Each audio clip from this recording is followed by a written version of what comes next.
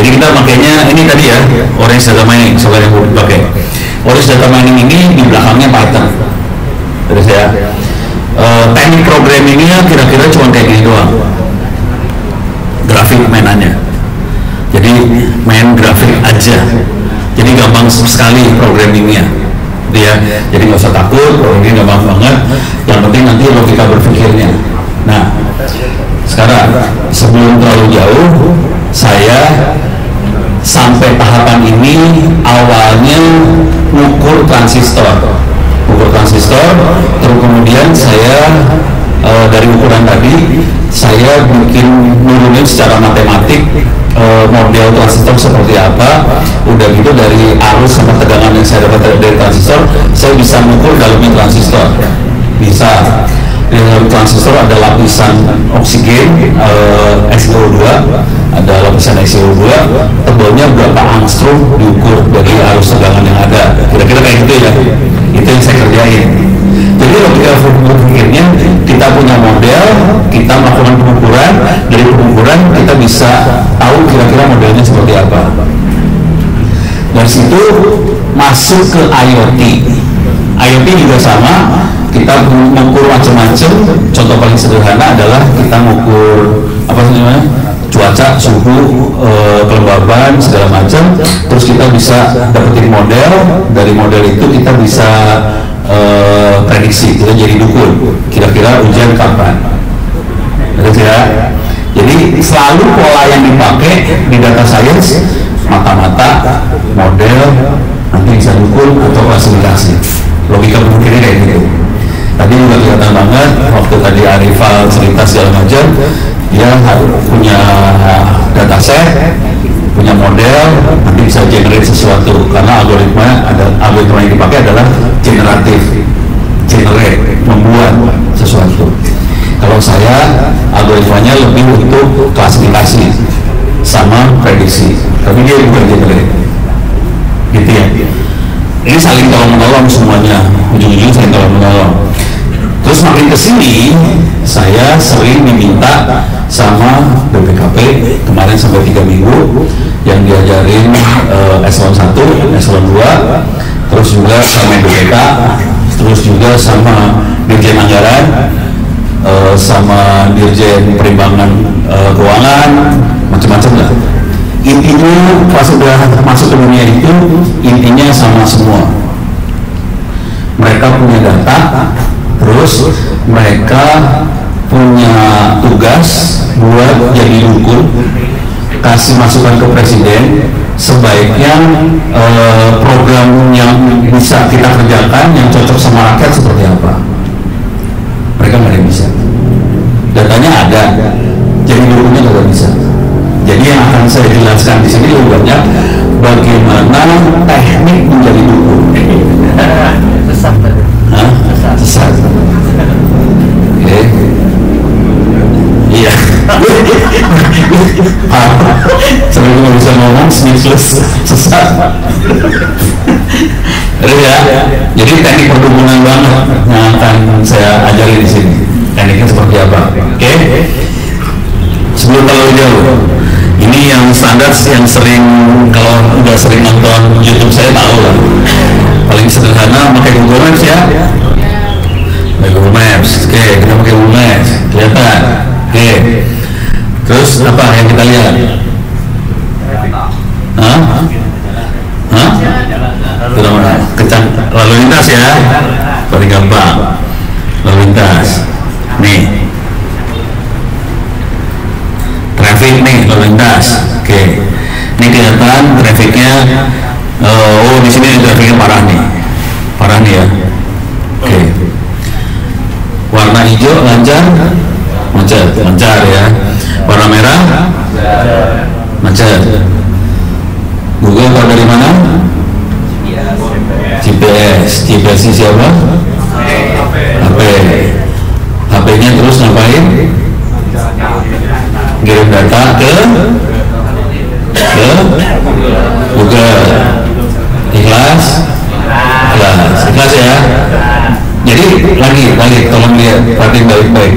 Tadi saya S3-nya memata-matai transistor, dapat model, kita bisa tahu dalam transistor seperti apa. Udah gitu mulai ngomong sama dirjen anggaran, BPKP segala macam, dia punya data, terus dia butuh perdukunan sama ini. Kalau ini klasifikasi ya, berdukun nih klasifikasi, bahwa jalannya macet, jalannya lancar, ini klasifikasi, beres. Sekarang kita lihat dukunnya Google Map. Oke, gampang banget buat lihat dukunnya Google Map. Masuk ke Tangerang, ini Tangerang, kita dari Tangerang ke Jakarta.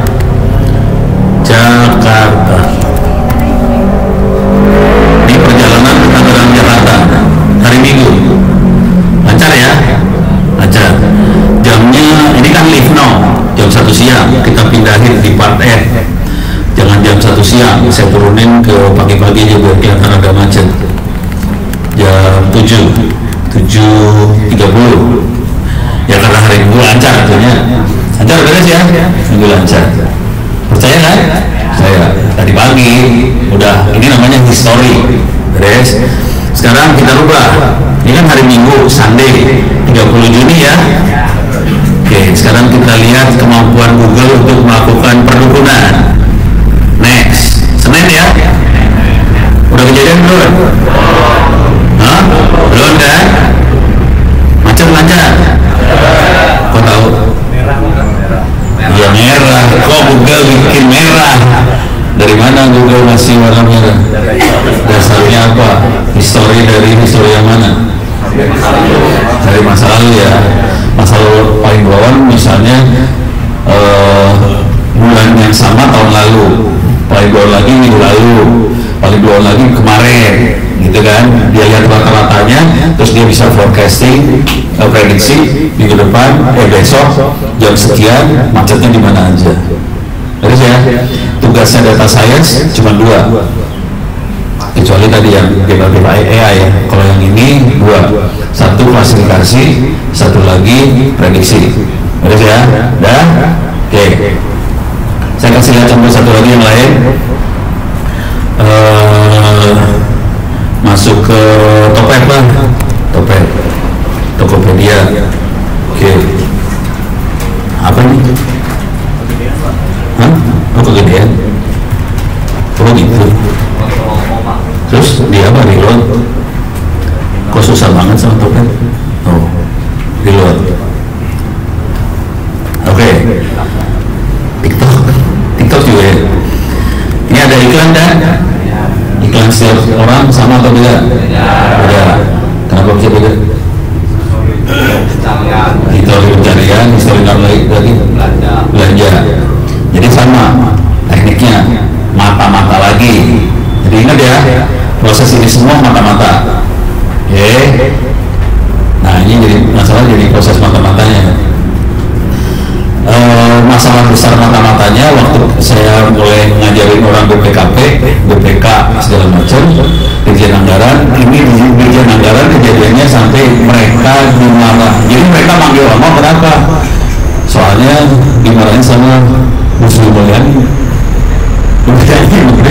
Marahin anak-anak Dirjen Anggaran semua kan, panik karena jadi selama ini mereka mengundang konsultan datang buat ngurusin urusan klasifikasi soal perdukunan, terus konsultan datang terus ngasihnya pilar. Wah, kalau kita mau melakukan ini semua kita perlu data, kita perlu data engineering, kita perlu data science, kita perlu data analitik, tapi nggak kasih tahu caranya gimana. Ya sudah, sebenarnya kan simpel data. Lu pada gue beliin kemarin berapa miliar tuh Power BI, mana hasilnya? Saya pengen tahu Republik ini tahun depan belanjanya berapa rupiah. Nggak ada yang bisa bilangin. Jadi cuma masalah sederhana aja. Belum sampai pertanyaan program apa yang cocok buat rakyat Indonesia, belum sampai pertanyaan seperti itu. Baru tahun depan keluar biayanya berapa, nggak bisa keluar. Makan, itu bisa lagi itu pusing. Kalau dia ini tuh direkam ya, jadi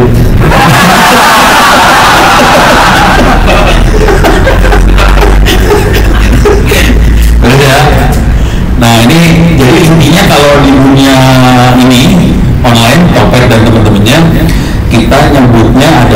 user experience. Intinya kita bikin platform supaya sesuai dengan keinginan user.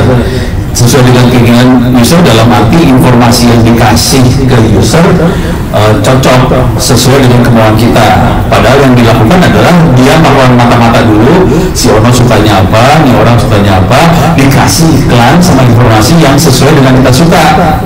Akibatnya mereka bilang user experience-nya bagus, padahal itu mah iklan cari duit. Oke. Contoh yang paling waktu itu kena banget ke saya kayak gini, Bukalapak. Kebetulan saya ketemu sama Ibam itu vice presidennya Bukalapak, urusannya data science. Terus Ibam bilang gini, no, lu kalau mau beli barang apa misalnya Arduino, Ono Arduino, cocok kan? Gue misalnya mau beli Arduino apa, klik di sini apa gitu ya, saya klik, dah 400 perak. Dan terus kita lihat ke bawah di sini. Nah, ini kan ada ini barang terkait. Ini AI. Mesin learning tadi. Dia tadinya belum pakai AI ininya ya. Jadi kejadiannya gini si Ibam sudah selesai. Sebelum ini dipasang, perputaran di Bukalapak itu berapa belas triliun rupiah lah perputaran uangnya. Dan Bukalapak kan bukan situs yang paling gede untuk e-commerce ya. Yang paling gede aja udah belasan triliun rupiah putaran duitnya.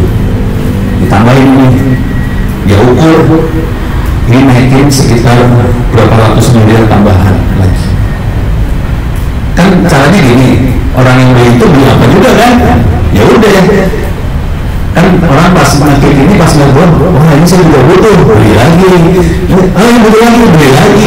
Akibatnya bukan beli sama beli aja, karena user experience-nya bagus, padahal mah iklannya cocok. Akibatnya yang terjadi sebenarnya dari sisi lain adalah TV radio komplain. Tahu nggak komplainnya kenapa? Nggak tahu, nggak kebayang. Lu bayangan, begitu kan segitu gitu doang. Oke, pertanyaannya, TV bisa nggak bikin iklan yang cocok sama pemirsa? Nggak bisa. Orang masak iklan pasti pengen iklannya dikit dong. Ya udah, ngapain gue beli TV? Orang yang melihat nggak akan beli barang gue. Dengan gue kalau iklan juga online, pasti dia beli barang saya. Jadi duit iklannya pasti jadi duit lagi. Kalau di TV, duit iklannya kagak jadi duit, ya duit aja kalau di TV. Akhirnya duit iklan itu turun. Radio paling parah, hampir nggak punya duit. TV oke. Jadi sekarang kalau bisa nggak usah bikin TV, nggak usah bikin radio, bikin toko aja. Ya, beres ya. Sip. Ini beres ya. Oke, sekarang kita akan masuk ke konsepnya pelan-pelan. Udah gitu saya akan ngasih dia contoh programnya. Saya punya waktu sampai sejam ini. Jam 2. Serius? Oh, nanti tanya jawab. Sekarang tanya jawab juga boleh, ada pertanyaan? Ada? So. Oh, ini tanya pertanyaan katanya mau dapat banyak door prize ya? Masih ada sekitar 3.000 door prize buat pertanyaan. So. Oke, perkenalkan nama saya Adrian. Pertanyaannya ini kok. Jadi tentang Google Map. Oke. Tapi real time traffic yang real time. Nah, di situ sebenarnya dia menampilkan traffic yang real time. Ininya ya, yang macet-macetnya. Oh iya. Oke. Macet yang saat ini. Oke. Itu sebenarnya dari prediksi, dari data dari prediksi atau apa? Real time sama. Yang ini ya macet-macet ini dari prediksi atau emang data real? Ya, saat itu juga. Saat ini, ya. Jawaban singkat dulu ya. Data langsung. Bukan prediksi kalau yang ini. Oke, tadi lanjut ke pertanyaan kedua. Ya. Pertanyaan keduanya, jika memang itu data langsung, itu sebenarnya datanya diambil dari mana, dari aplikan? Oh, tadi pesan udah dijawab ya? Iya. Dari mana? Dari HP yang kita pakai. HP lu lapor ke Google Map. Ikhlas? Ikhlas. Gue nanya dulu, ikhlas aja. Ada pertanyaan lanjutannya kalau gitu. Oh ya udah, lanjut. Oke, kalau misal dari HP, Ya. Bagaimana kalau kita posisinya nggak di jalan atau misal di jalan kecil? Jangan di jalan kecil itu padat penduduk. Nanti kalau itu di jalan itu akan tetap terdeteksi sebagai macet. Iya. Iya. Kalau ini kan kelihatan jalan gedenya. Ya. Coba kalau kita zoom in, kita bisa lihat jalan kecilnya sih sebenarnya. Nah kan kelihatan tuh. Kita zoom in lagi kelihatan lagi tuh ntar. Kadang-kadang tuh kelihatan. Nanti di zoom in lagi jalan kecilnya kelihatan. Ya. Sekarang pelaksanaan macet lagi rame. Nah ini teknik hacking Google Map. Ini kan HP. Ini HP banyak di sini. Kondisi HP berhenti kan? Google nyatanya macet atau kagak? Macet. Kalau mau goblok lebih tolol lagi gini. Lu bawa keranjang, isi HP itu keranjang, biar itu keranjang di jalan, macet jalan langsung.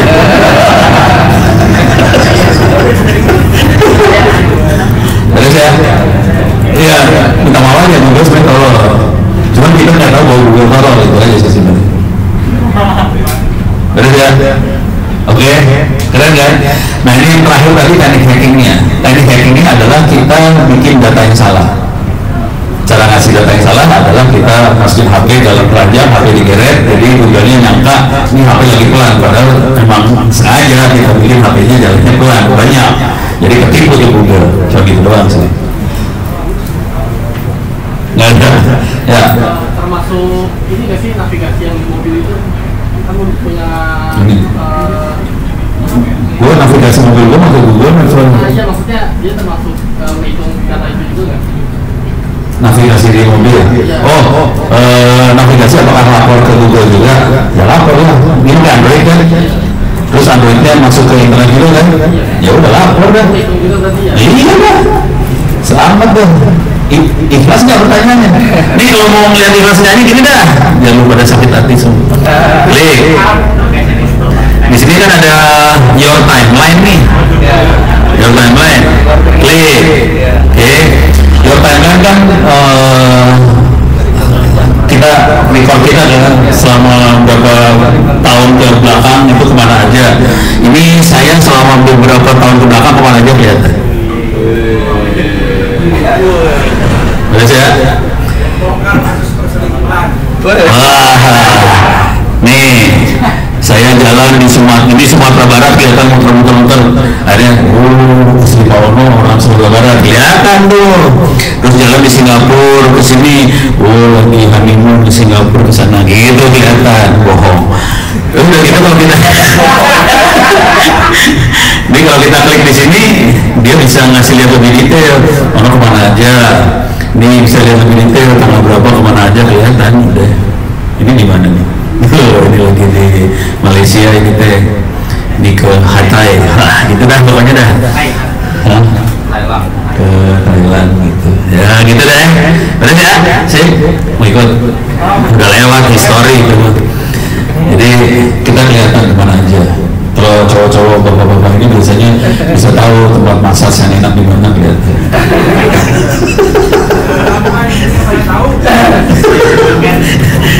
Beres ya? Aman? Deh. Ya. Kalau untuk rekomendasi nggak? Kan ada jalan satu, jalan dua, gitu. Kan ada jalan yang lainnya. Rekomendasi jadi ya. Tadi kan bisa dilihat. Jadi cara ngitungnya kalau ngerti yang namanya graf teori, graf lah dia tuh bisa kayak ini ya. Kalau algoritma buat post ngirim post kartu pos ini kan bukan seperti jadi kalau kita mengirim surat di jalan dari satu titik ke titik mana kan pilihan jalan banyak. Nah itu algoritma yang tadi yang dipakai. Biasanya dia akan ngasih yang paling cepat dengan histori yang ada di dia ya. Kayaknya yang ini lebih cepat, tapi dia ngasih tahu di sini juga bisa dipakai, ini bisa dipakai, tapi ini jalannya sekian menit gitu, kayak gitu. Tapi dia betul-betul itu benar juga sih. Ya kan kalau di sini tiba-tiba ada kecelakaan kan jadi kacau. Kalau ada yang kira satu. Nah iya, kayak gitu. Kira-kira kayak gitu. tapi algoritmanya algoritma buat apa sih bahasa Inggrisnya itu pokoknya itu ya, Hah? bukan sosial, algoritma tukang pos ngirim surat, tukang pos nganterin surat, tapi ada bahasa Inggrisnya keren gitu. Hah? Ya pokoknya gitu, kalau cari aja. Coba si Arifah mana Arifah? Apa algoritmanya namanya? Hah? Traffic salesman lah itu ya, boleh. Gitu. Kalau udah kayak gini tuh harus nanya ke dosen ITB. Beres ya? Oke. Sekarang kita pelan-pelan ke algoritma yang blow-on-nya dulu ya. Algoritma Bego. Saya akan zoom in dulu biar gampang. Nanti pelan-pelan kita akan melihat implementasi codingnya. Oke. Cuman gue punya waktu 30 menit dong ya. Wah gila nih. Algoritma yang dipakai kebanyakan adalah persamaan ini yang dipakai AX plus B sama dengan Y. Oke, persamaan apakah ini? Linear ya. Oke. Linear tahu semua ya. Sekarang saya kasih data training. Tadi kalau Arifal data trainingnya kan bisa gede banget gitu ya. Ini saya kasih data training yang cuma 3 data doang. Kalau isi 1 Y-nya 7, X2 Y-nya 8, X3 Y-nya 9. Ini training data. Sekarang saya pengen punya model. Tadi Arifal banyak ngomongin model juga kan, jadi kita punya training data, kita pengen bikin model. Modelnya adalah sebetulnya A-nya berapa, B-nya berapa, itu namanya model. Oke, pertanyaannya, dengan training data seperti ini, A-nya berapa, B-nya berapa? Sok hitung. B-nya 6, A-nya? A-nya berapa? A-nya 1. Oke. Langsung dapat ya. Kalau Anda masih sekolah di SMA, ini namanya teknik substitusi, gitu ya, beres ya. Sekarang sesudah punya model, kita akan melakukan perdukunan. Ini namanya dukun nih sekarang. Kita udah punya model, kita dari data training kita punya model. Sekarang kita bikin dukun. Kalau X-nya 10, Y-nya berapa? 16. Ini namanya forecasting dukun, gitu ya. Kalau X-nya 20, Y-nya berapa? 26. Nah, udah bisa hidup. Dulu cuma gini doang. Kita punya model, kita punya data training, kita bikin model, kita bisa forecast, selesai masalah. Sekarang saya mau kasih training data yang lebih sulit.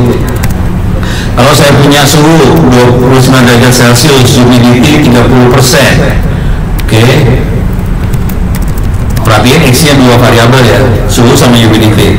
Di sini kita dapat datanya cerah. Oke, suhu 28 derajat Celcius, humidity misalnya 40%. Oke, cerah. Terus saya punya data lagi, suhu 15 derajat Celcius, humidity misalnya 80%. Hujan. Dah. Tapi nanti di implementasi benerannya suhunya nyebar satu wilayah gede, humidity-nya nyebar satu wilayah gede. Nanti kita bisa prediksi kira-kira di bagian mana yang akan cerah, bagian mana yang hujan, pergerakannya seperti apa, kelihatan. Dan teknik ini yang dipakai sama teman-teman di BMKG. Di sini kesempatan ini saya nggak akan bikin yang gede-gede kayak gini aja. Saya nggak mau nanya A-nya berapa, B-nya berapa, karena lu pada pasti pusing kepala. Saya juga ikut pusing. Jadi supaya gampang, gue langsung aja.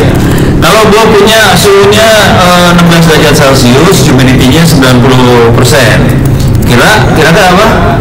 Ya, pinter semua langsung. Tapi kalau gue tanya A-nya berapa, B-nya berapa ya? Nggak ada yang bisa jawab, gue juga bisa jawab. Jadi kira-kira kayak gitu ya. Oke. Sekarang kita akan masuk ke teknik coding. Mau embedding dulu yang tadi dikerjain sama Arifal ya. Kita akan coba embedding, tapi kalau Arifal kan embeddingnya embedding teks, gitu ya, token. Sekarang saya embedding gambar, gitu ya. Jadi masuk ke sini. Ini saya udah jalanin. Jadi ini Orange itu butuh virtual environment di Linux. Kalau di Windows udah keinstall virtual environment-nya jalan sendiri. Saya akan jalanin Rich.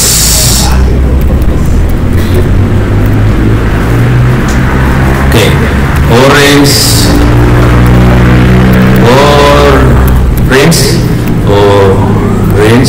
canvas. Oke, jalan. Kalau di Windows lebih enak ya, tinggal klik jalan. Kalau ini agak susah sedikit karena saya pakai Linux, tidak semanusiawi Windows lah kira-kira. Orange bentuknya kayak gini, gampang, makanya enak banget. Nah terus, dan ini free, open source. Nah sekarang kalau mau belajar pertama kali, klik example. Contohnya banyak banget, silakan diutak-atik di oprek.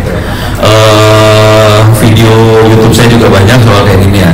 Oke, cuma kalau anda pertama kali install Orange, ini saya tutup dulu semua. Ini biar, iya benar. Ditutup, tutup.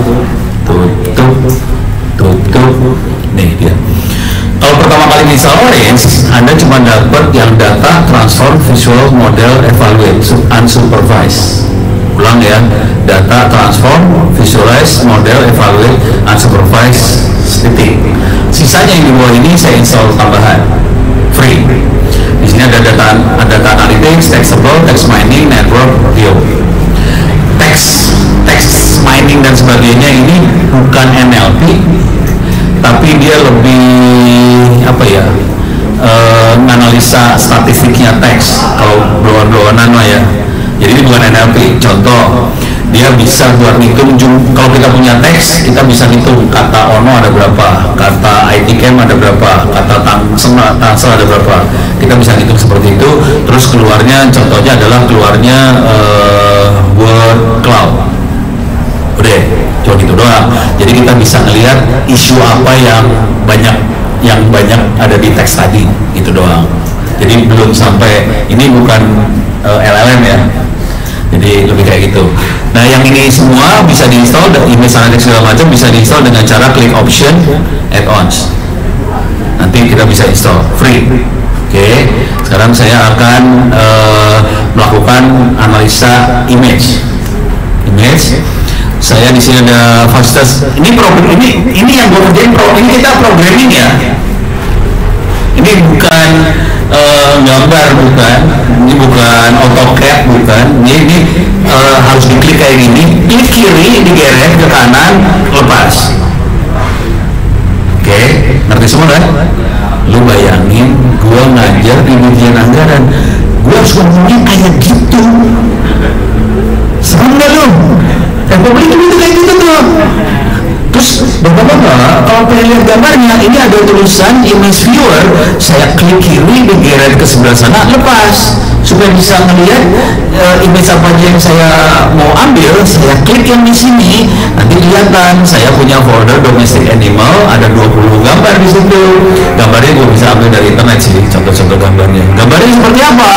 Ini X-nya saya klik, kemudian yang ini saya klik, ini disambungin ke sini, lepas. Kita lihat gambarnya, ini gambarnya.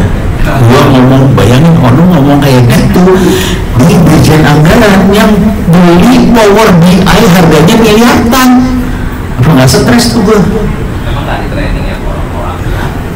Makanya stres nggak lu? Itu Republik lu tuh. Oh ya, gue lupa.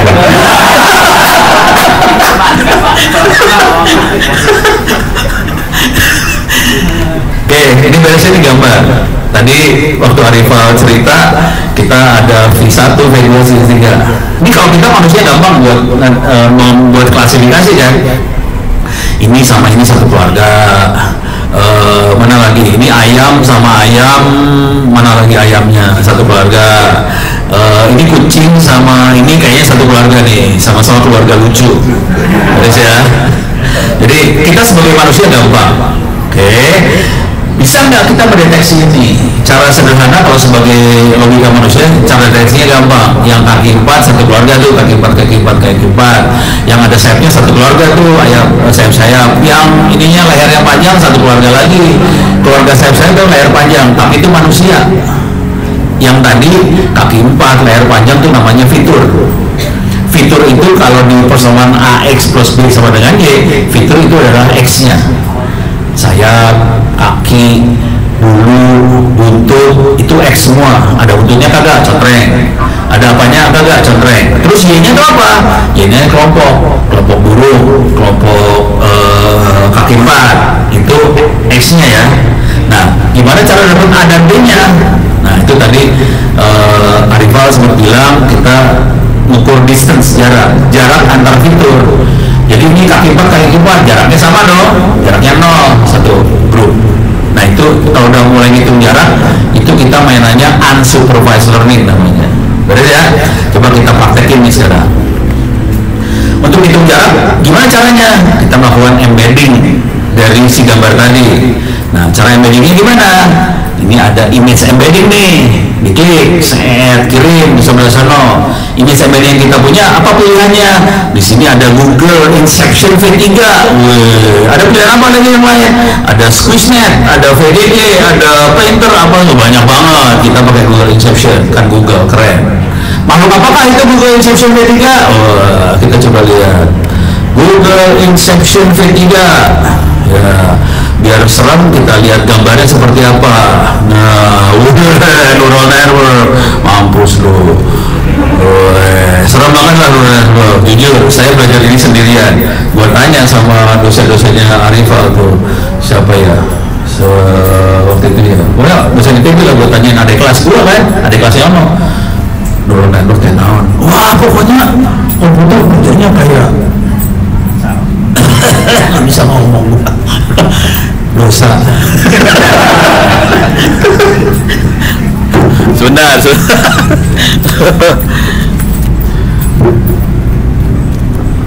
Jadi Google Inception itu komputer kerja komputer kerja kayak otak ya. Padahal sih jujur sih, ini kan neural network. Apa hubungannya neural network sama AX plus B sama dengan Y? Sama ente? Hah? Nih saya kasih lihat hubungannya nih. Iya, neural network, neural network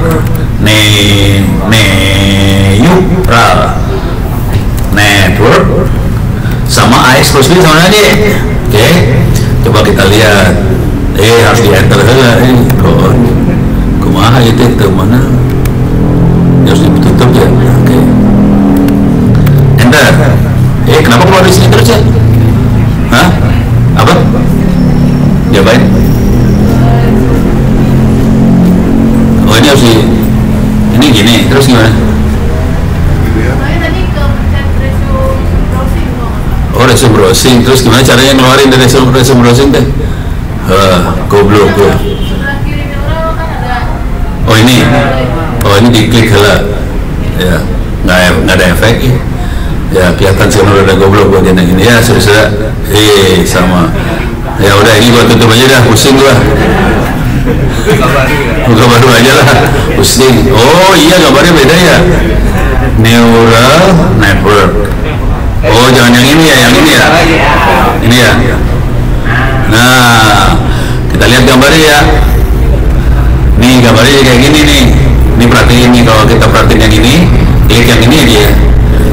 Bisa digedein tuh. Oke, coba digedein lagi. Oh alah, di sini aja diklik ya. Oke, ini kelihatan. Turun ke bawah. Nih, ini perhatiin X1 W1, X2 W2 sampai XN WN. W1 sampai WN itu A1, A2, jadi sebenarnya A kali X, A1 kali X1, A2 kali X2, AN kali XN dijumlahin semua, ditambahin B sama dengan Y. Enggak, itu neural network, persoalan linear sebenarnya.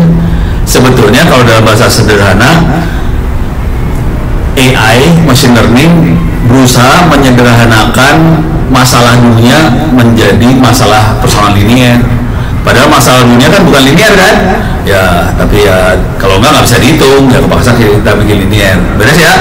Nah, itu yang dilakukan oleh si ini Google Inception V3. Sekarang kita kasih lihat efeknya dari mainan kayak gini ya. Oke, ini klik sini. Ini saya kirim ke Google. Oke, saya kasih lihat dulu datanya dulu ya. Datanya seperti ini, data aslinya. Ini data aslinya.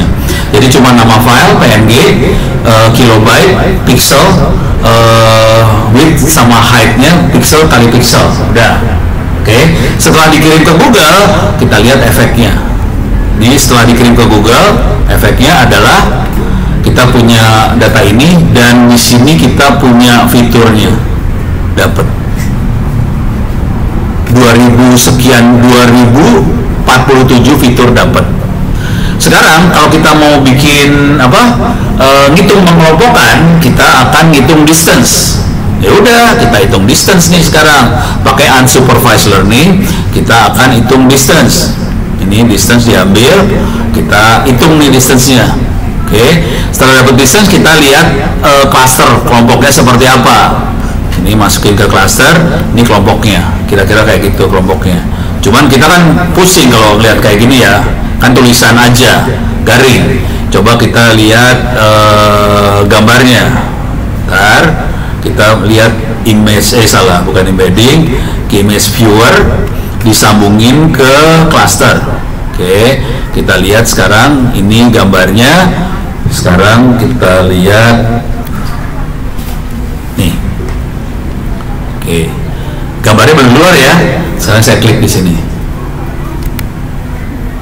Sama? Ya beda lah. Kita tahu lah, satu kucing yang satu kelinci, ya beda. Ada yang sama di sini, lucu. Karena kan si komputer mah goblok, nggak tahu kalau itu kucing yang satu rabbit, nggak tahu. Yang dia tahu itu dua-duanya lucu. Nah, udah satu kelompok lucu, yes. Jadi di situ kelihatan pinternya komputer atau gobloknya komputer, nggak tahu ya. Sekarang kita lihat yang ini, sama? Sini? Salah. Ini teh beda. Ini mah kecil. Cuman kan komputer lihatnya ini gambarnya kayaknya sama gedenya. Ya, tapi yang gitulah. Jadi kita bisa lihat betapa bodohnya komputer sih sebenarnya. Nah, coba kita lihat di sini. Mirip kan? Mirip kan? Yang satu kuda sih sebenarnya. Ini. Ya, tapi kalau kita lihat kelompoknya di sini kaki 4 semua. Dapat ya? Oke, kita lihat yang di sini nih. Mirip. Kita lihat di sini. Lucu. Kita lihat di sini. Ini kita lihat sini kelompok burung-burungan. Di sini kelompok kaki 4. Sini kelompok lucu. Jadi hasilnya ada 3 kelompok. Burung, kaki 4, lucu. Oke. Udah ngerti kayak gini. Jadi kalau kita lihat programmingnya sebenarnya sederhana banget. Yang namanya AI machine learning sederhana programmingnya. Saya tuh buang ini ya. Jadi satu mata-mata, ini mata-mata. Kebetulan ini gambar mata-matanya. Kemudian embedding buat bikin token tadi. Terus masukin distance, kemudian visualisasi. Selesai, habis. Jadi machine learning cuma gitu doang, mata-mata, model.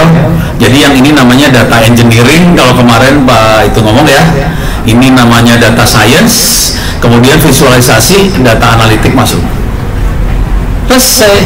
Jadi program 60 juta sebulan gaji.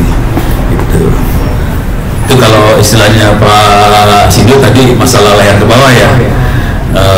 Makanya kita harus layar ke atas harus kita literin supaya dapat 60 juta dari orang yang cuma punya kemampuan layar ke bawah doang. Kita tipu-tipu. Udah beres ya. Sekarang kita urusan Republik Indonesia. Oke. Waktu gue tinggal 15 menit lagi, anjir, selesai. Tapi masih ada waktu tanya jawab ya? Ya. Sampai jam berapa? Oh, masih sejam lagi, santai tuh. Sampai sini ada pertanyaan nggak? Ya. Wih, cewek dulu, cewek. Tuh coba diam, cewek. Arifah.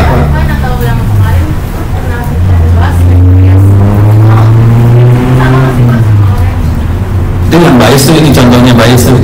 Tadi kalau kita tahu bahwa kucing sama rabbit itu beda, tapi dia bikin satu kelompok. Nah itu kategori udah bias sih, salah. Kalau Pak Arifal tadi ngomong halusinasi halu ya, nah itu bias juga tuh, kayak gitu-gitu sih.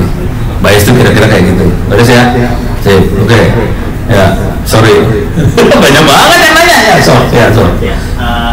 Saya Leo dari Bekasi. Saya mau nanya, itu bisa ketahuan nggak klasifikasinya itu baik apa Pak?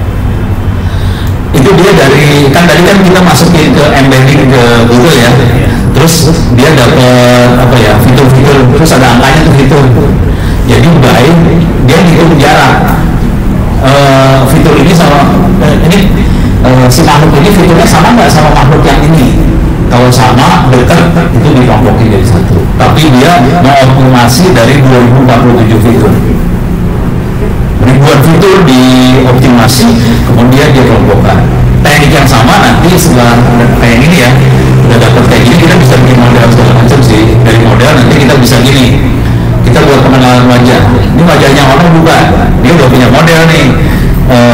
Dari 2047 fitur dia punya model, ini wajahnya Jokowi, ini Ono, ini Pak Budi, ini siapa. Pas wajahnya Ono masuk, dia melihat ke fitur yang ini, yang kira-kira Ono dekatnya kemana, probabilitas dekatnya itu berapa persen.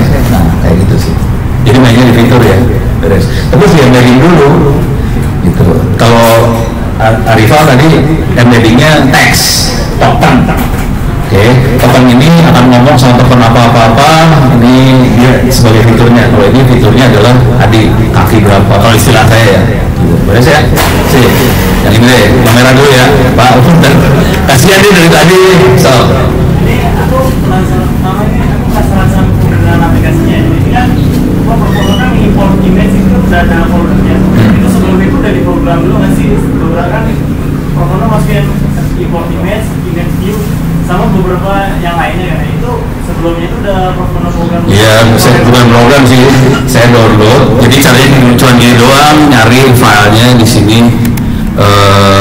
Tadi namanya domestic animal kan, domestic animals orange. Nah filenya file zip sih. Sorry ini. Nah ini ada file zipnya. Saya download di mana ya? Mana ya? Ini ya. Bukan. Harus dicari. Gue cari dapat di mana? Ini dia. Here we have stimulus image of domestic animal. Ini bentuknya file zip. Saya klik download file tadi. Udah gitu saya copy ke satu folder, itu di read. Jadi bacanya di sini doang sih. Nah, ini kalau diklik, ini saya bisa browse folder sih. Foldernya saya taruh mana? Udah gitu doang. Terus ya sampai hasil kita menemukan klasifikasi kayak tadi kucing, kelinci itu, jadi kita udah nggak usah program-program fitur lainnya gitu ya? Nah, cuma gitu doang. Itu programnya kayak itu. Seret-seret doang. Udah cuma seret-seret doang. 60 juta rupiah per bulan itu. Udah. Itu tadi programming. Emang lo pikir gua ngapain tadi?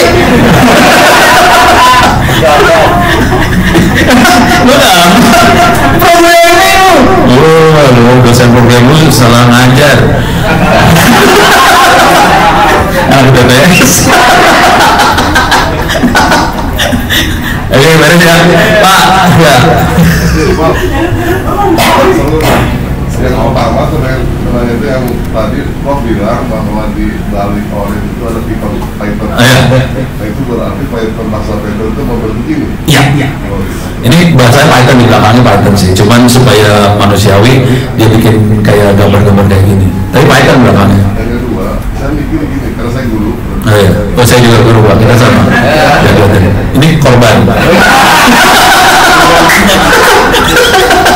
Kalau misalkan ada anak yang kreatif, berarti misalkan ngambil dari Google itu gambar penyakit gitu, yang berbentuk kayak gambar. Iya. Bisa jadi itu anak itu kayak dokter dong. Kayak dokter. Kalau sudah bisa Bukan identifikasi, mengelompokkan. Oh gitu. Dia kan tadi mengelompokkan ya. Tapi itu udah sampai ke kesimpulan. Bisa ini penyakit apa, ini apa? Itu cerita lain lagi. Yang dilakukan ini baru kelompok doang nih. Jadi contoh yang dilakukan ya, misal virus COVID. Kita kan nggak tahu virus COVID yang mana kan? Diambillah sampel nonton gitu. Isinya hidung dan apa? Virus. Ya diambil itu kan, ini diambil, taruh di Microsoft foto. Ini lagi diambil Microsoft foto, tapi Microsoft yang nge-zoom dia ya, foto, udah taruh di sini, bikin kelompok. Ini kira-kira kelompoknya mana nih? Virus makhluk virus tadi dikelompokin, terus dia compare sama virus flu yang kita udah kenal. Ini virus flu, oh yang ini flu, ini virus apa lagi, oh ini mah ini apa gitu ya. Udah, dia ada satu kelompok yang kita nggak kenal, kayaknya yang ini yang COVID. Yang nentuin COVID-nya manusia sih. Jadi tapi si ini bisa membantu pengelompokannya. Bayang ya bayang. Kalau dilihat tadi saya nggak ngurus apa-apa ya. Yang data analisnya yang mengambil kesimpulan, si Oresia membantu mengelompokkan. Tapi kan dari kalimatnya kan saya kan yang nyimpulin sebenarnya kan orang kan. Si dia ngasih kelompoknya komputer. Terus ya ada lagi ya. Tadi ada yang kelompok yang salah kan, yang kelompok itu tadi itu bisa di fine tune atau di bisa. Jadi waktu nanti kita pengen bikin model, kita bisa fine tune, bisa. Nanti ya kita paksain, ini bukan yang ini loh, kelompoknya ini kelompok yang ini loh. Bisa. Nanti kita bisa bikin label. Ini kan unsupervised, belum ada labelnya kan. Nanti kita di datanya kita bisa tambahin label. Ini kelompok apa kalau bisa. Fitur-fitur itu datang dari yang Google tadi ya? Ya, nanti kan butuhnya file Excel kan. File Excel kita tambahin satu kolom lagi, label. Terus kita olah ulang. Iya, kita bisa bikin model. So, ya. Tapi ini perihal pengolahan data ya. Teks atau mungkin data Excel. Iya, oke. Kan dalam SDM itu ada data preparation. Dalam mana? SDM. Apa namanya SDM? Apa? Dalam proses data mining itu ada proses. Oh, preparation. Oke. Gue pikir SDM, waduh ini ngomongin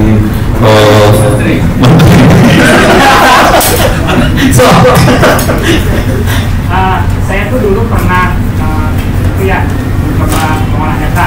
Ya. Nah datanya tuh tidak terlalu banyak, cuman banyak data yang noise, banyak feed yang kosong. Ya. Nah yang saya mau tanyakan tuh bagaimana sih menentukan bahwasannya kualitas data yang saya punya tuh cukup relevan untuk dilakukan mining. Soalnya kalau misalnya kita masuk ke data preparation, kita kan kalau ini tuh harus, kalau ada data noise harus dihapus atau dibuat bagaimana? Ya. Saya kasih lihat toolnya, udah gitu nanti saya kasih lihat contohnya ya. Oke. Ini bagus pertanyaannya. Oke, ini buang, ditutup. Ini kalau kita mainan Excel, ini kita bisa read file Excel-nya di sini. Ini ada fasilitas buat read file. Oke. Jadi ada file buat read file. Nah, di sini ada transform di sini. Saya tutup dulu ya, bentar. Ada transform. Di sini ada yang namanya input. Iyalah, gue ngetiknya selalu 2 kali. Input itu buat ngisi data yang kosong. Kita bisa milih do input, jadi kosong biarin kosong. Atau kita nyari average, atau kita masukin nilai yang tertentu, atau kita fixed value, atau model base, atau random value, atau bisa. Jadi si Orange punya kemampuan seperti itu. Jadi kalau ada yang kosong-kosong bisa diatur. Mau kayak gimana? Beres ya? Ini urusan data kosong. Nah, saya akan kasih lihat langsung ininya ya. Contohnya buat urusan ini. Apa sih tadi teh? Kabinet. Misal saya punya, jadi kalau mau nyoba-nyoba, alah, kunaon itu? Oh, salah, goblok. Jadi ada 2 komputer, saya pakai mesin virtual ya. Mesin yang tadi Orange nggak ada office-nya nih. Jadi saya harus pakai mesin yang satu lagi yang ada office-nya. Orange ini masuk miskin.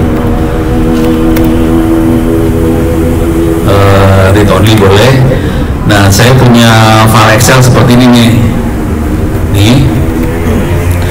Jadi saya punya file Excel gini, penghasilan, tingkat pendidikan, level pendidikan SD, SMP, SMA, lama pendidikan, jumlah rumah, jumlah motor, jumlah mobil, jumlah anak, jumlah utang, nama orang, klasifikasinya miskin, sejahtera, sangat miskin, terus stunting ya atau tidak.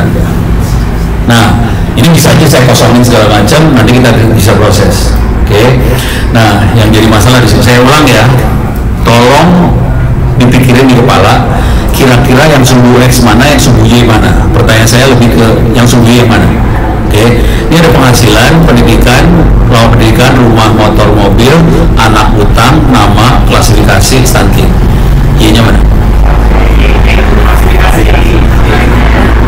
Jadi ada yang stunting, ada yang klasifikasi. Jawaban saya dua-duanya bisa jadi Y. Tapi kalau dia dua Y sekaligus, si Oresnya nggak bisa. Jadi dia cuma bisa satu Y. Kalau kita analisa, dia cuma bisa satu Y. Tapi dua-duanya bisa kita bikin Y. Klasifikasi bisa, stunting bisa. Nah, terus gimana caranya kita bisa melakukan forecast ke depan? Oke, nih saya kasih lihat file-filenya dulu ya. Ini kondisinya seperti ini nih.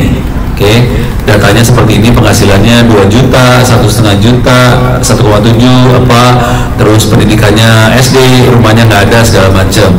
Jadi waktu kita melakukan forecast, kita akan merubah si X.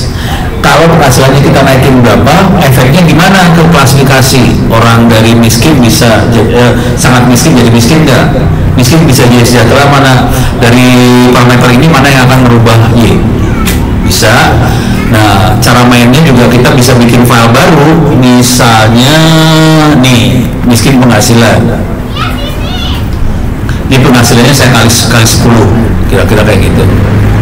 Kalau penghasilan saya kali 10, efeknya gimana ke sininya nih, ke mana sih namanya, ke klasifikasinya, efeknya kayak gimana. Jadi itu nanti akan kita cobain. Gimana programmingnya? Ini kan filenya. Programnya seperti apa? Nah, kita lihat programmingnya. Oke, ini file ini harusnya udah ke copy ke komputer yang satunya lagi. Saya akan masuk komputer yang satu lagi, masuk ke sini. Ini file. Ini miskin, saya ambil miskin, saya reload miskin. Nah, di sini dia bisa lihat langsung saya punya 11 kolom. Cuman dia nggak tahu mana yang X mana yang Y, dia nggak tahu. Si Ores ini belum, dia nggak tahu mana X sama Y. Cuman dia tahu ada 11 kolom. Oke, ini input gue buang dulu, saya nggak pakai. Ini lagi programming ya, lagi programming loh.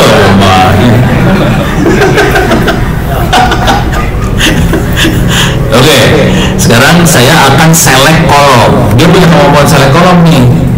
Sambungin. Oke, enak banget yang gini. Nah, select. Ini misalnya, ini awalnya kayak gini bentuknya sih. Awalnya cuma gini doang nih. Jadi awalnya semua adalah fitur. Oh, dia nggak mau yang ini, ignore. Jadi nama saya masukin ke metadata aja, nggak dipakai buat kalkulasi. Yang jadi yang seru adalah di sini ada dua yang bisa jadi, ada stunting, ada klasifikasi. Stuntingnya kalau mau di-ignore bisa, kita ignore, nggak akan diproses, boleh. Klasifikasinya bisa kita ignore dulu, terus kita bisa masukin sebagai target. Target adalah Y, yang fitur itu adalah X. Beres ya? Jadi kita punya parameter seperti ini, penghasilan yang ini X, ini Y, yang ini metadata nggak dipakai, ada satu variabel, satu kolom yang ignore aja, nggak diopain. Nah, sekarang kita pengen ngetes dengan kondisi seperti ini, algoritma apa aja yang bisa kita pakai buat menganalisa. Oke, cara ngetesnya gini nih. Di sini ada evaluate. Oke, di sini ada test and score. Oke. Untuk ngetes kita masukin datanya, terus di sini kita punya banyak model nih, ada tree, ada random forest. Kalau pemainan ini ada kita tahu itu bukan linear ya, data kita bukan linear, dia sebetulnya masuknya logistic regression. Terus di sini ada naive bias, di sini juga ada neural network. Kalau mau gila, gue masukin neural network di sini. Neural network itu bisa program di sini, mau ada berapa hidden layer, 100, kasih lagi 100, kasih lagi 100, sampai berapa puluh bisa. Cuma nanti lemon bisa pingsan gue nunggunya.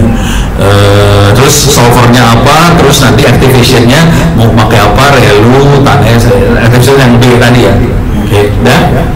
Tapi ini biar prosesnya gampang, gue buang dulu ini lama soalnya males nunggunya. Dan sekarang saya ini di bagian tes bentuknya kayak gini. Oke, kita bisa lihat presisinya berapa. Oke, cuman karena tadi belum ada yang disambungin, dia nggak bisa lihat. Saya sambungin sekarang, tadi saya masukin, masuk, terus saya masukin yang ini, random forest masuk, logistic regression masuk, ini saya masukin juga. Oke, anjir lama. Ini parameter masing-masing algoritma bisa dicontreng di sinilah, mau apanya diubah segala macam. Di sini ada number of trees ada berapa, bisa diatur, deh. Nah sekarang kita akan lihat di sini. Udah selesai, kita bisa lihat ini kalau udah mainan kayak gini ya. Jadi ada dua ya. Kalau kita main di logistic regression segala macam, kita akan lihat presisinya. Kalau kita lihat di sini, saya bisa sortir berdasarkan presisi ya. Ini yang paling tidak presisi ke yang makin presisi atau dibalik lagi ya. Hah? Mati. Ini handphonenya rekamannya mati. Oh ya udah, almarhum. Ya udah tutup. Baterai habis. Enggak, dia di rumah mati. Hah? Mati di rumah. storage habis kali ya. Storage habis kali ya. Ya udah nasib dah. Deh, tutup dah. Satu lagi Pak rekaman. Hah? Oh ya udah, syukur. Oke. Nah, ini kita bisa lihat yang paling bagus buat kita pakai adalah si random forest. Dia 93% presisinya. Sementara di logistic regression kita cuma dapat 31% presisinya. Oke. Dari sini kita bisa tahu algoritma mana yang bisa kita pakai supaya kita bisa dapat model yang paling presisi lah kira-kira dengan data yang kita buat. Jadi kalau pemainan pertama kali, data kita bikin sendiri aja. Ya. Nggak usah cari data dulu, enggak, kita bikin data sendiri, kita cobain testing datanya kita aja, pura-pura aja, udah beres. Terus sekarang random forest yang bagus ya, berarti ini saya buang, oke. Test score kita buang karena kita nggak butuh lagi. Sekarang kita tahu random forest yang bagus, random forest data dimasukin ke random forest, beres ya, udah. Sekarang kita mau jadi dukun. Kalau ini mau di save sebagai model bisa juga. Jadi kalau kita modelnya mau di save, tinggal geret save model di save, beres. Nanti kita kasih nama di sini, save as apa masuk. Tapi di sini saya nggak akan save. Kalau save tuh dibutuhkan kayak tadi ya. Rival kan datanya triliun gitu kan. Kalau kita harus hitung lagi, mabok, mendingan di save. Kalau si Ono kan datanya cuma 12 line, nggak usah di save lah. Oke, ini beres. Ini kan cuma buat demo doang, dah, nggak usah di save. Sekarang saya akan pengen jadi dukun. Saya ambil dukun. Itu dukun tuh, dah. Dukun butuh 2 hal. Modelnya mana, data yang mau dianalisa apa. Oke, ini model saya masukin sini nih, dah. Terus saya akan ngambil data. Nih, oke. Oh ini beda nih, miskin program 4 isinya apa ya? Coba gua lupa. Miskin program 14 apa ya? Apa yang gua rubah di program 4? Gua lupa. Hah? Apanya ya yang gua rubah ya? Atau yang gua tahu aja ya? Coba lihat. Coba saya lihat program 1 isinya apa. Oh ini, kalau ingat saya kasih lihat yang program benernya ya, yang miskinnya aja. Oke, saya balikin dulu, naikin ke atas. Ini perhatiin penghasilan 2 juta, 1,5 juta ya. Nah di program 1 mana sih program 1 yang ini dia? Ini kelihatan 2,2, terus ini naik 1,65. Jadi ini kenaikan gaji 10%. Di program yang nomor 3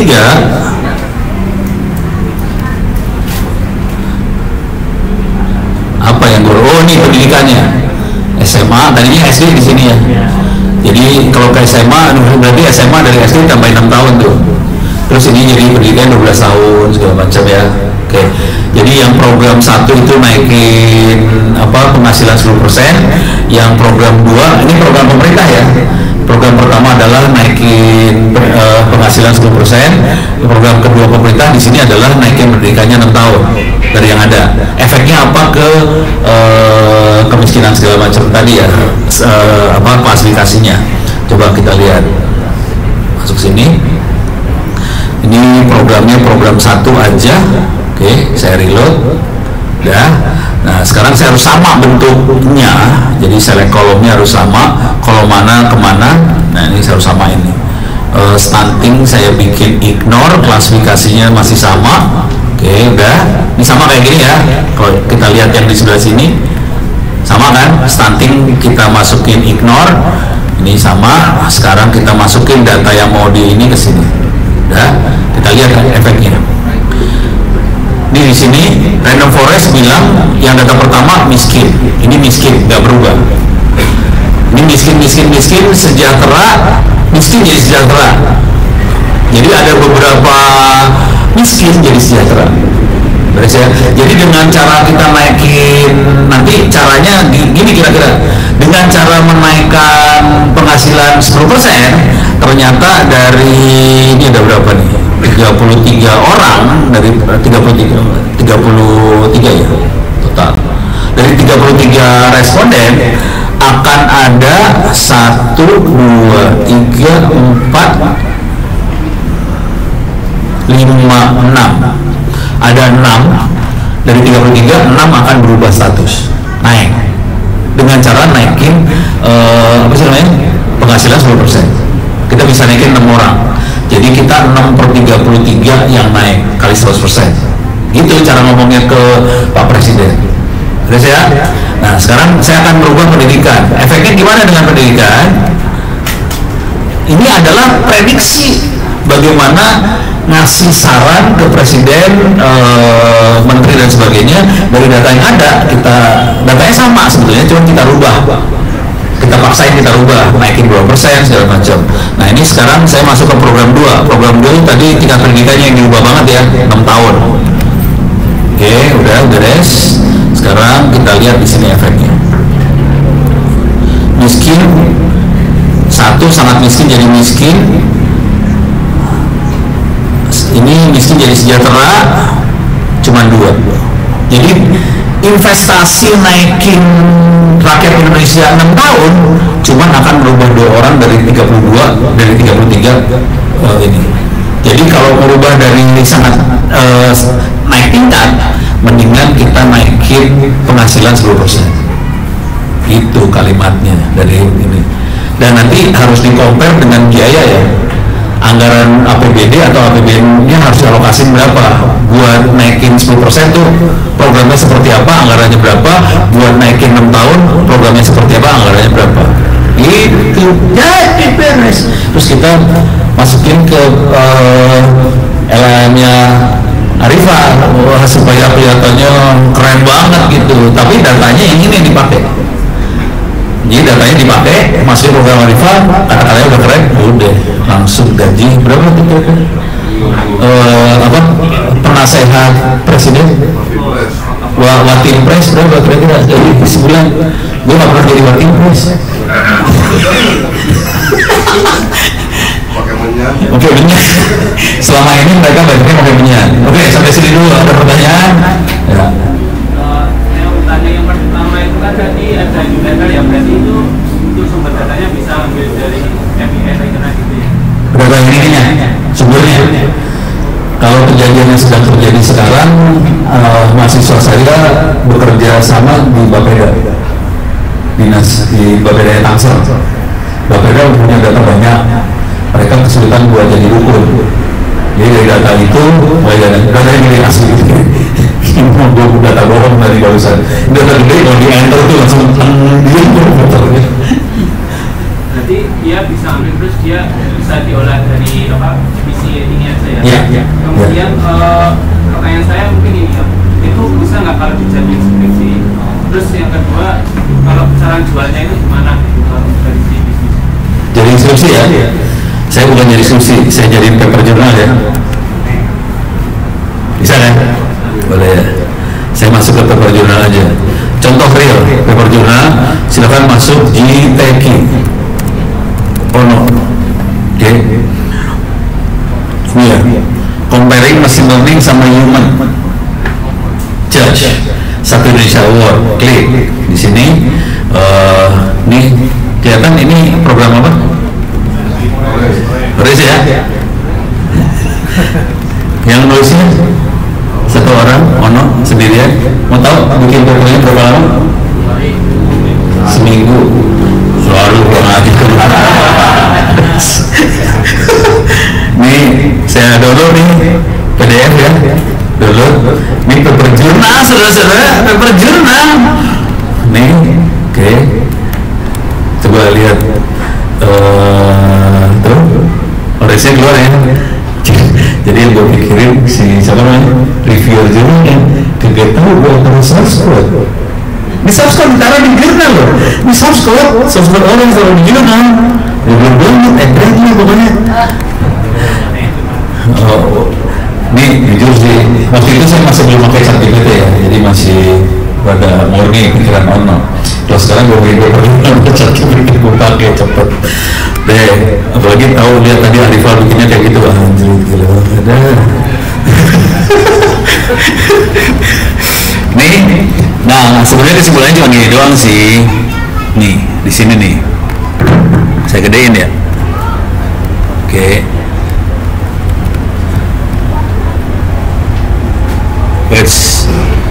Oke, turun ke bawah.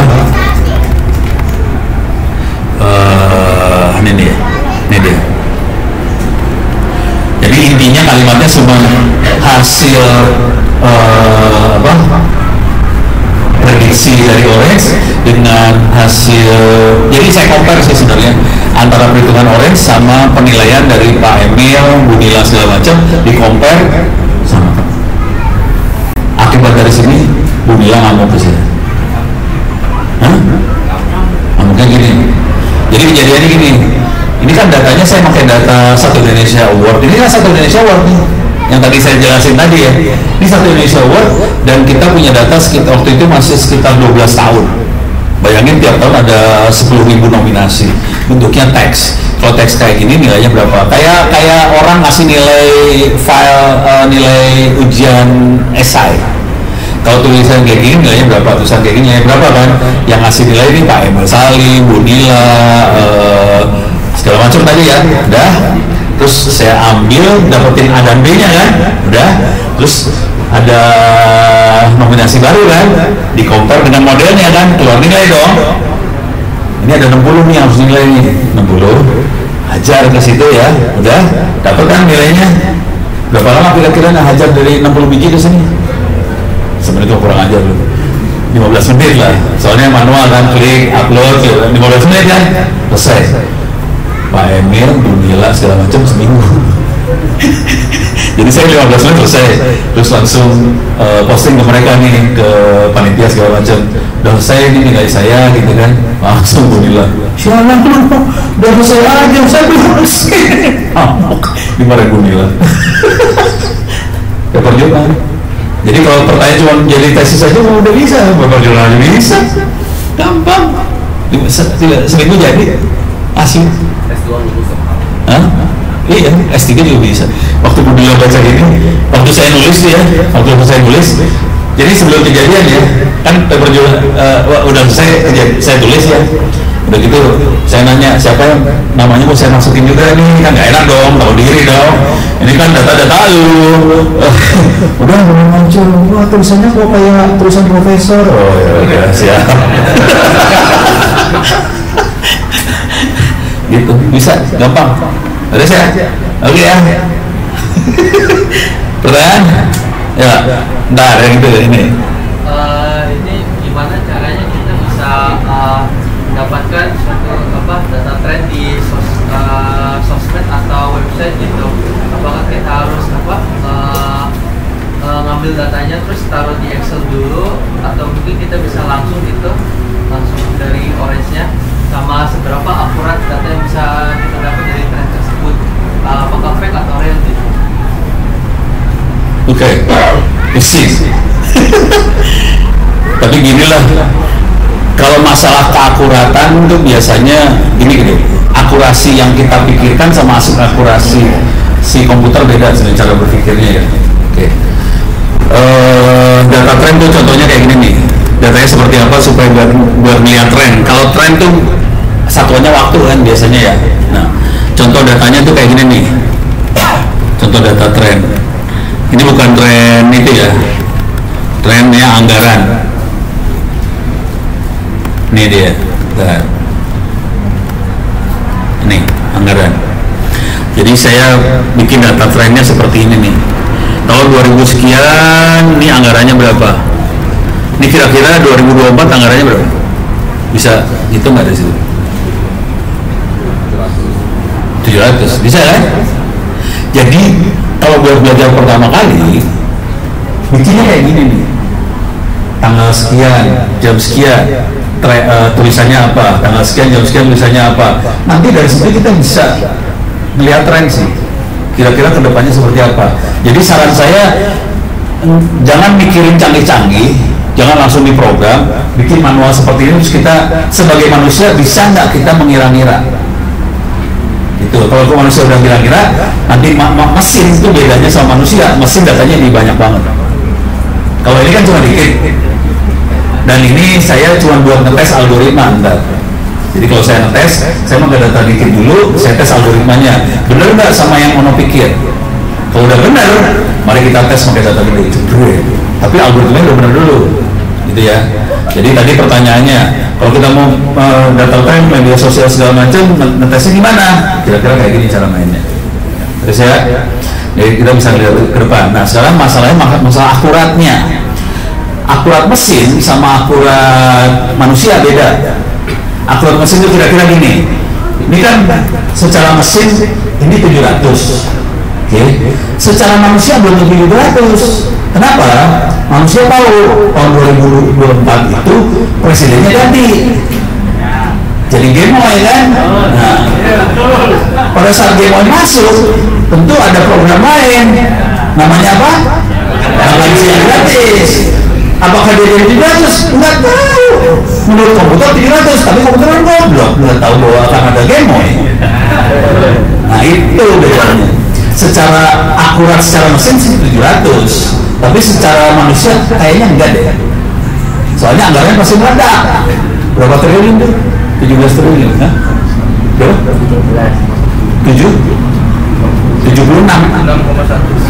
76,1 serius? 76 triliun setahun. Duit pajak lu dipakai dulu gitu. Ya, bener ya? Bayang ya. Tapi nanti kita harus main yang namanya trennya tren kata-kata. Kalau ini angka ya. Mainnya di teks. Ada analisa teks di situ. Saya baru mau tanya itu. Hah? Oke. Jadi kan ini kan data yang terstruktur ya. Itu bisa dipakai buat analisa yang kayak balik tadi di sosmed misalkan posisi kan dia bacakan kalimat ya, paragraf itu bisa juga kan atau gimana terus misalnya kita posisi data ini berarti ke Polres ini apa lebih ke struktur data ya, data yang terstruktur. Seberapa besar data yang bisa diproses? Oh oke, nggak gede banget, nggak dasar banget kayak triliunan itu nggak. Kalau udah besar banget, saya biasanya mulai pindah ke Python keras segala macam. Kalau mau belajar pertama kali pakai ini apa? Yang Google Studio apa Google itu? Google Lab, Colab. Jadi pakai Google Colab itu udah pakai Python, pakai keras. Berarti ini yang Forex ini sebenarnya buat latihan aja ya? Buat melatih logika berpikir. Kalau misalkan mau implementasi ke data science yang pasti mesti kita ke Python. Kalau mau data gede, pakai yang Google Colab, pakai Python keras dan sebagainya. Cuman insting kita dapatnya di Orange. Jadi Jadi kita tahu, oh data ini kayaknya polanya harus kayak gini nih cara mencahinnya. Tinggal nanti Google Colab itu kita nyari untuk apa? Untuk KNN, untuk tree, untuk rainforest, subroutine-nya mana ambil, mana yang harus dipanggil, parameternya apa aja kayak gitu. Tapi logika berpikirnya sama Orange sama. Gitu. Jadi kalau saya biasanya cara mainnya main Orange dulu, cobain dengan data kecil-kecil dulu yang kita tahu hasilnya. Terus kalau mau data gede kita cek dulu pakai Orange sanggup nggak, kalau sanggup ya hajar Orange, kalau nggak bisa mulai main ke Python, Google Colab gitu. Main TensorFlow, masih pakai neural network keras dan sebagainya. Bayang ya, sip, ya. Saya masih baru buat di data itu gimana caranya kita bisa buat nentuin yang mana yang nilai X yang nilai tinggi. Jadi kira-kira cara berpikirnya gini, X adalah sesuatu yang memang milik si target. Misalnya tadi tingkat pendidikan, misalnya tadi penghasilan, jumlah mobil, jumlah anak dan sebagainya. Yang jadi Y biasanya sesuatu yang label itu Y biasanya. Tapi nggak harus sih. Label itu bisa contoh tadi ada masyarakat ada yang miskin, sangat miskin, sejahtera, itu kan bukan nempel dari alamiah di situ. Ini ada pemerintah yang nempelin, labelin. Terus ada yang stunting, ada yang nggak stunting. Sebetulnya itu alamiah sih, cuman kita bisa lihat sebagai label. Jadi kayak gitu. Kalau saya bilang Y-nya itu sebagai apa yang mau kita prediksi ke depannya? Ya betul. Ya kayak gitu. Boleh, sama. Jadi Y adalah kelompok yang kita pengenin, yang kita prediksi. Boleh, sama. Nanti X-nya saya mainnya di X ntar buat prediksi. Kalau X-nya saya ubah kayak gini, Y-nya jadi kayak gimana? Gitu. Dari saya. Oke. Ya. Nanti kan komputer-komputer.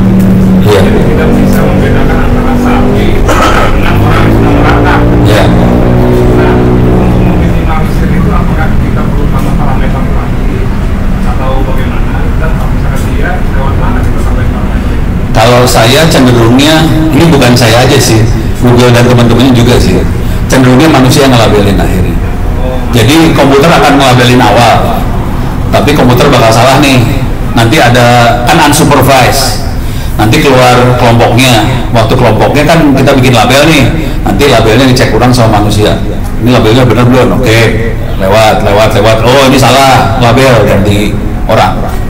Bentuknya kalau kalau QC-nya dari orang berarti. iya, jadi sebenarnya orang masih jauh lebih pintar daripada komputer. Itu sih poinnya. Tapi ini ngomong jujur ya, kemarin di TVRI di mana segala macam, gue ngomong ekstrim kayak gini kan, orang tuh lebih pintar daripada komputer. Langsung pada mau. Ayo hebat. Ya begitu deh. Oke. Ada lagi. Waktu gimana? Sulit lagi, ya. Nggak ada? Oh, belakang. Saya mau kasih contoh tadi ya, so, enggak. Waalaikumsalam. Contohnya lebih ke data angka sama data gambar. Nah, menyambung ke materi sebelumnya itu kan data biasa. Orange itu bisa memproses data itu atau tidak? Orange? Ya, Enggak sampai level LLM. Saya kasih lihat proses Orange yang belum on aja ya. Oke. Mudah-mudahan bisa. Ini soalnya untuk tes dia teks rada-rada kadang-kadang subroutine-nya error nih. Kita coba aja mudah-mudahan bisa ya. Ini saya tutup. Ini saya buang. Oke. Mudah-mudahan bisa nih, pakai doa nih urusannya. Saya masuk ke text mining. Saya akan taxable aja, saya akan ambil text file, browse, saya masuk Orange, kita coba cari, misalnya ini ada file namanya TNI Alutsista apa segala macam. Oke. Dia dapat satu segmen output sekian karakter, dah beres. Sekarang saya pengen merubah ini jadi Mana dia? Saya udah lama nggak mainan yang ini soalnya. Saya harus bikin supaya dia bisa jadi korpus sih sebenarnya. Ada nggak di sini? Berubah jadi korpus ya. Oh ini nih, interchange.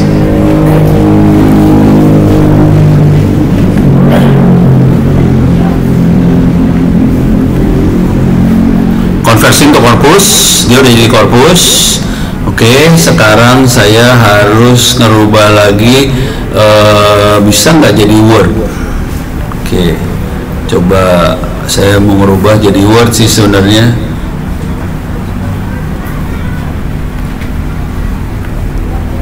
Apa salah nih? Oh, salah. Kembali. Ini kan satu file, dia sebagai satu segmen. Oke, saya rubah supaya dia segmen into words. Oke, beres. Saya punya 216 segmen, berarti saya punya 216 words. Udah. Sekarang saya rubah ini jadi korpus. Mana dia yang jadi korpus deh? Ini dia. Udah, dia jadi korpus. Di sini udah jadi korpus. Mudah-mudahan bisa. Sekarang saya akan coba yang benernya saya harus pre-proses dulu ya. Ini yang gua takut nih, suka error nih. Jadi pre-proses saya nggak jalan. Coba saya masukin sini langsung, bisa nggak ya? Error. Jadi teksnya, analisis teksnya jebol, hancur. Ini kalau kita lihat kelihatan dia itu Python. Ini Python 3.10, tapi rusak. Program buat teksnya rusak. Jadi dia kemampuan teksnya nggak sebagus LLM. Intinya kayak gitu. Yang ini saya mau jadiin word cloud. Bentuk word cloud itu kayak ginilah kira-kira. Word cloud. Ini bikin kayak gini sih. Saya punya teks, saya bikin kayak gini-gini ya. Gitu. Kenapa bikin kayak ginian? Cuman daripada saya ngasih tahu kata knowledge ada berapa biji, ini ada berapa biji. Caranya adalah besar fontnya dinaik turunin sesuai dengan jumlah katanya. Dengan cara itu kita gampang visualisasi isu apa yang ada di situ, kira-kira gitu. Cuman ini lagi crash, hancur, nggak jalan, sorry. Jadi kira-kira idenya kayak gitu.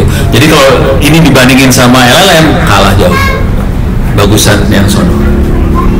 Ada siap? Sip ya? Saya masih punya waktu nggak? Hah? Udah? Ayo, habis. Boleh minta dikit nggak? Dikit aja ya. Saya kasih lihat teknik buat decision support system, cara pengambilan keputusan. Oke. Versi cepat aja ya. Saya ambil dataset. Ini datasetnya saya ngambil Titanic. Tahu Titanic? Kapal yang tenggelam ya. Kapalnya tenggelam. Dataset. Datanya seperti ini nih. Datanya. Jadi datanya ada 2000-an orang. Saya turun ke bawah ya. Ada 2201 orang survive. Statusnya kelas 1, kelas 2, kelas 3 sama kru.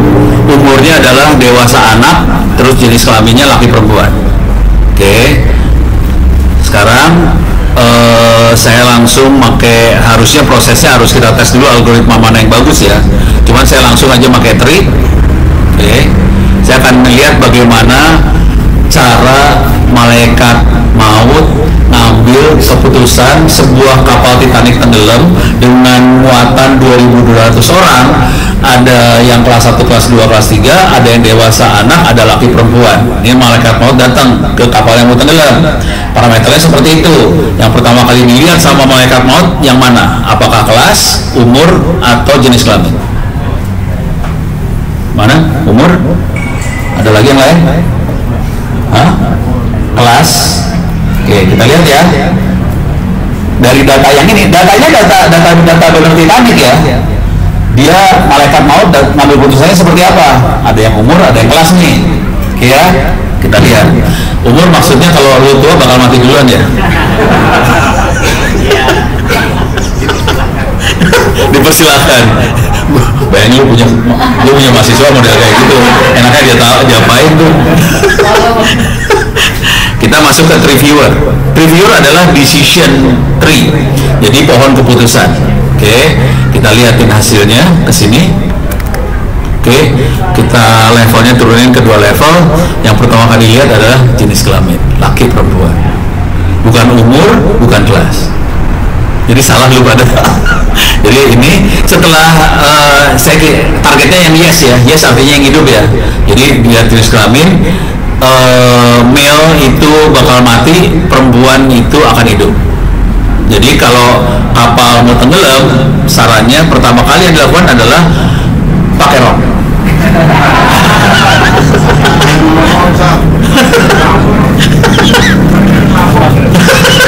Bukan jadi malaikat maut nggak nyampe perempuan, pakai rok dulu. Kita naikin nih levelnya ya.